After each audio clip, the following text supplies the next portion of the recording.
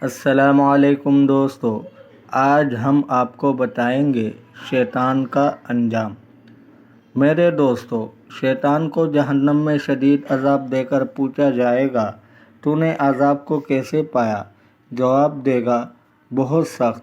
اسے کہا جائے گا، آدم ریاض جنت میں ہیں، انہیں سجدہ کر لو اور گزشتہ اعمال پر معذرت تاکہ تیری بخشش ہو جائے، مگر شیطان سجدہ کرنے سے انکار کر دے گا۔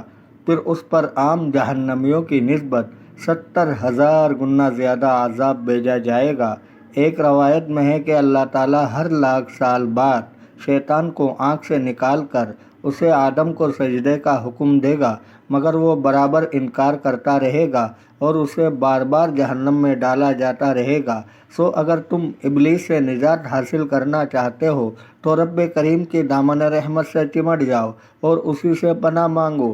جب قیامت کے دن ہوگا، شیطان کے لیے آگ کی کرسی رکھی جائے گی، وہ اس پر بیٹھے گا، تمام شیطان اور کافر وہاں جمع ہو جائیں گے۔ شیطان گدھے کی طرح چیختے ہوئے کہے گا، اے جہنمیوں، تم نے اپنے رب کے وعدہ کو کیسا پایا؟ سب کہیں گے، بالکل سچ پایا۔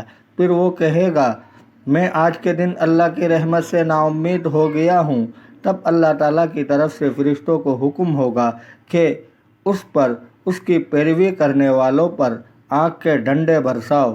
پس وہ کبھی بھی وہاں سے نکلنے کا حکم نہیں سنیں گے، ہمیشہ وہاں رہیں گے۔ ایک روایت میں ہے، شیطان کو قیامت کے دن لایا جائے گا اور اس کے گلے میں لعنت کا طوق پہنا کر آگ کی کرسی پر بٹھایا جائے گا۔ اللہ تعالیٰ جہنم کے فرشتوں کو حکم دے گا، اس کے کرسی کو جہنم میں دھکیل دو، مگر وہ کوشش کرنے کے باوجود ایسا نہیں کر سکیں گے۔ تب جبرائیل علیہ السلام کو 80,000 فرشتوں کے ساتھ اسے دھکیلنے کا حکم ملے گا، مگر وہ بھی بے بس ہو جائیں گے۔ پھر عزرائیل کو فرشتوں کی 80,000 کی جماعت کے ساتھ حکم ملے گا، مگر وہ بھی نہیں دھکیل سکیں گے۔ ارشاد باری ہوگا، اگر میرے پیدا کرتا فرشتوں سے دوگنا فرشتے بھی آ جائے تو بھی اسے نہیں ہلا سکیں گے، کیونکہ اس کے گلے میں لعنت کا طوق پڑا ہوا ہے، اس کی بوجھ کے باعث یہ یہاں سے جنبش نہیں کر سکتا۔ دوستو، اگر آپ کو ویڈیو اچھی لگی ہے تو لائک کر دیں، چینل کو سبسکرائب کر دیں۔ اپنا بہت سارا خیال رکھیے گا، ملتے ہیں نیکسٹ ویڈیو میں۔ اللہ حافظ۔